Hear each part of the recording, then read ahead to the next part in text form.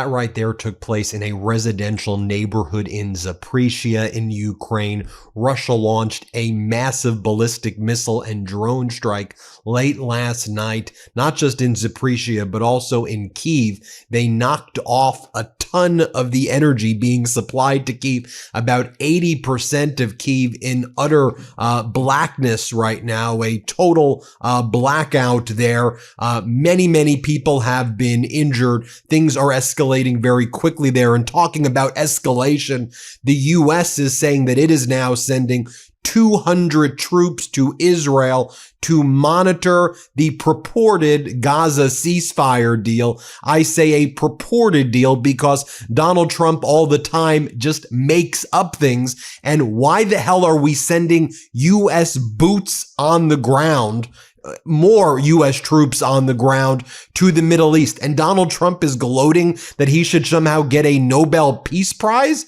You haven't even done the thing yet. You can't just make an announcement of a purported deal after unthinkable atrocities have been committed in Gaza, after unthinkable atrocities are being committed in Ukraine, and you are bragging that you should get a Nobel Peace Prize right now as war rages on. In fact, yesterday, there were more individuals in Gaza being shot at. And when you listen to the United States or the Israeli ambassador to the U.S., a very different view of what the purported peace deal is than what Donald Trump says. But I don't even know what Donald Trump says. Donald Trump doesn't even know what a two-state solution means. During that disastrous cabinet meeting yesterday, when he was asked, so do you support a two-state solution? Donald Trump says, I don't know. We're just going to have to do whatever the deal says. Aren't you claiming you did the deal? And if you're not supporting a two-state solution with a free Palestine and Israel living side by side in peace, then what is the deal for? Oh, wait a minute. You only have what you are claiming to be a phase one, but you haven't thought out the other plan? I mean, by the way, didn't they announce that there was going to be a ceasefire back in January? Hasn't the very history of that region been ceasefire, no ceasefire, ceasefire, no ceasefire, war, no war? So what are you doing other than making an announcement, spiking the football? It just seems like one of these other fake deals. And, I may be one of the only big media platforms just calling this out as the fake deal. I hope it works. I hope it does. I want to see the hostages returned. I want to see Palestine free and people living in peace. I don't want to see Hamas there anymore. Okay. But we have to actually see what the hell happens before say, oh, Donald Trump should get a Nobel Peace Prize. I mean, the Washington Post, your editorial says, yes, Trump deserves a Nobel Peace Prize for making an announcement, or even a more ridiculous one from Newsmax. And this Donald Trump's reposting all of this as part of his propaganda. You see how corporate regime media works hand in hand with his propaganda machine? It says, Jewish group, Trump shouldn't just win the Nobel Peace Prize. It should be renamed after him, because he's announcing a deal without actually seeing what's going to become of it. I mean, this is the guy who released 5,000 Taliban prisoners during his first administration, invited the leader of the Taliban over to Camp David on 9/11, then refused to even provide former President Biden during the transition with any information about what the hell was taking place.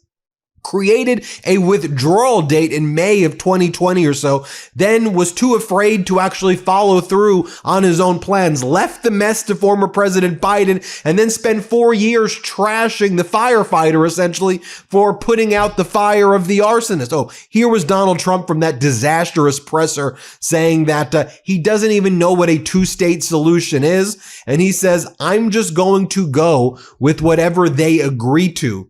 Again, isn't this supposed to be your thing? Here, play this clip. I'll be very much involved in making it as good as possible. And what's your take now on a two-state solution, sir? Just to follow up on that. What is your view now on a two-state solution for the? I don't have a view. I'm going to go with what they agreed to. Then throughout yesterday, Donald Trump kept on. He's going to the hospital today, and he claims it's part of a semi-annual visit. Previously, they said it was an annual visit. Now he's saying that's the semi-annual doctor visit, okay?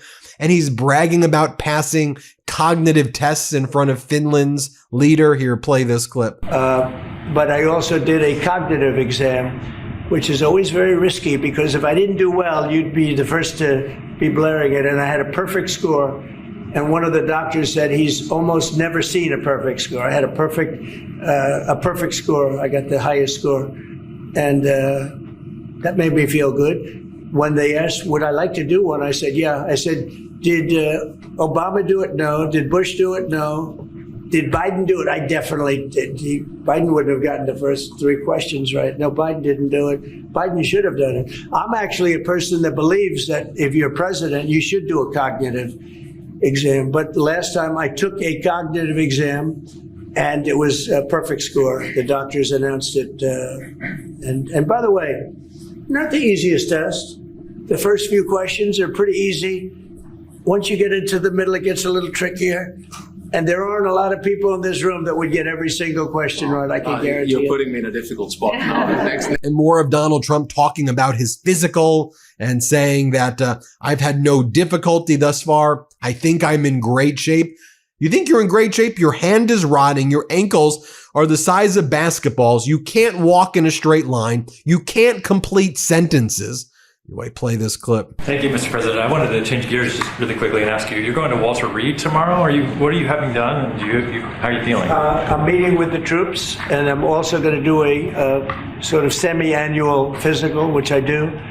And I think I'm in great shape, but I'll let you know. But I have no difficulty thus far. Is there wood around here? Knock on. No difficulty. Physically, I feel very good. Mentally, I feel very good. You know, I did about 6-7 months ago. I do physicals. I like to, when I'm around, I like to check always early, always be early. It's a lesson for a lot of people. Then while Donald Trump's with the leader of Finland, Donald Trump says that he would like to see Spain get kicked out of NATO.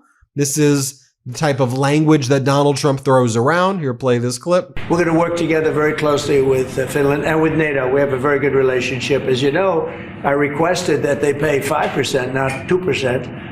And most people thought that was not going to happen. And it happened virtually unanimously. We had one laggard. It was Spain. Spain. You have to call them and find why are they a laggard.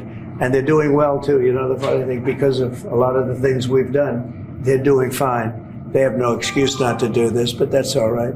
Maybe you should throw them out of NATO, frankly. Although I give here Finnish President Stubb credit, because when he was asked, do you personally believe that Trump deserves to win the Nobel Peace Prize? He didn't just suck up and say, yeah, he should win the Nobel Peace Prize. What he said is there are 2 big things we need to see.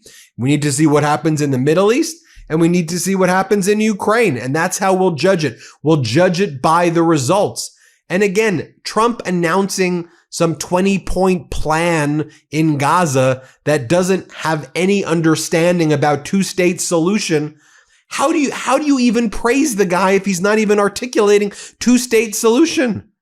Because it's clear what he's actually saying then. If it's not 2-state solution, he's saying 1-state solution and get rid of Palestine and not a free Palestine, right? I mean, what else is he possibly saying? Unless he is cognitively addled and just never heard the word 2-state solution. Here's Finnish President Stubb. Here, play this clip. President Stubb, you have time and again said that one should not underestimate Mr. Trump's negotiating ability. Do you personally believe that Mr. Trump deserves to win the Nobel Peace Prize tomorrow?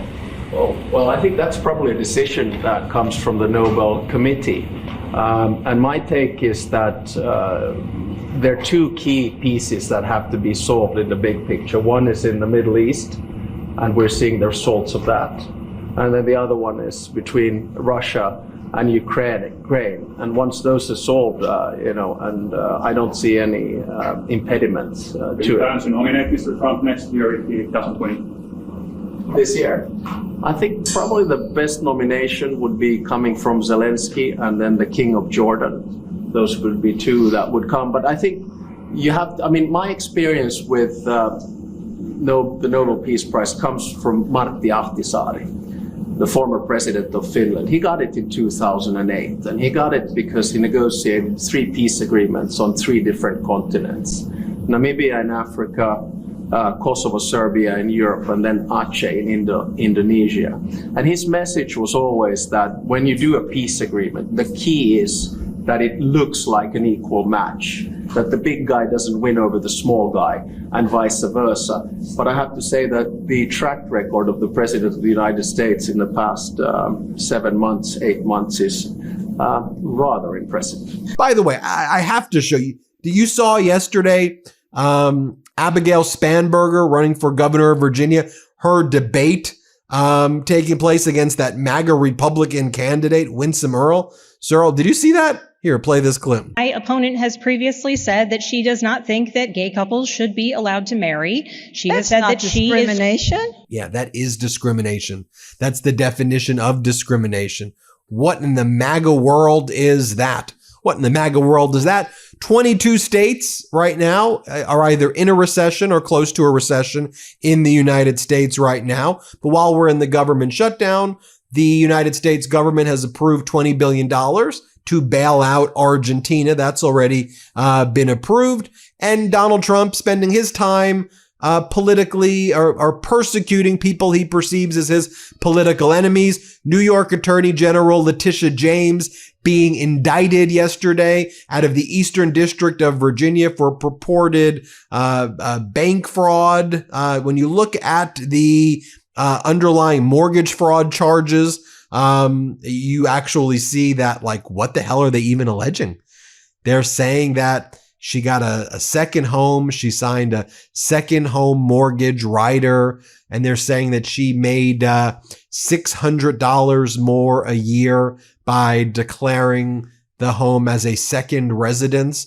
And when you read the second home rider, notably, like, you should look at Freddie Mac's form 3890, second home rider, and maybe there's a reason why Donald Trump's prosecutorial team, who's never had prosecutorial experience before, which is one lady, Lindsay Halligan, that's the team, it's one lady, Trump's former personal lawyer. Why wouldn't you cite 3890, actually word for word what it says? Because you may want to read it. It doesn't say what you claim it says. And also, in total, New York, over the course of a 30-year mortgage, New York attorney, the case is over, allegedly getting $17,000 more of benefits over the course of a 30-year mortgage by getting a $600 or so discount by declaring the home as a second residence, as defined by the second mortgage rider. Can I show you how sloppy Trump's prosecutors are? Lindsay Halligan flubs the address on the official court filing. She says that New York Attorney General Letitia James lives in Brooklyn, New Jersey. Brooklyn, New Jersey, everybody. Also, some cracks are showing in this disastrous Trump government shutdown, and we're seeing even people, MAGA Republican Congress members, are starting to say, we've got to fund the troops in a standalone bill. What the hell is happening? And then as it relates to Donald Trump deploying the National Guard in cities across mostly blue cities and blue states across the country, invading them, even Oklahoma's governor, Kevin Stitt, the current chairman of the National Governors Association, said that Oklahoma would lose their mind if Illinois sent troops to their red state, and that this is not acceptable behavior, sending red state troops into blue cities and blue states based on Donald Trump's lies about war-ravaged areas. I mean, just think about it. Donald Trump's thirsty and begging for a freaking Nobel Peace Prize. I mean, shame on Washington Post. I mean, the dude is invading American cities. He's currently in Washington. Give this guy a Nobel Peace Prize. He announces fake deals while invading American cities. And of course, you probably by now know, we've done videos on it, the federal judge in Illinois, Judge Perry, granted an injunction for the state of Illinois, blocking the Trump regime's deployment of military troops in the state of Illinois. Again, her ruling, Judge Perry's ruling, very similar to the Trump-appointed judge in Oregon, who said the facts that Trump's saying about what's happening, it's untethered from reality. The war zone, the war-ravaged concept, you're bringing Black Hawk helicopters and engaged in chemical warfare against the communities.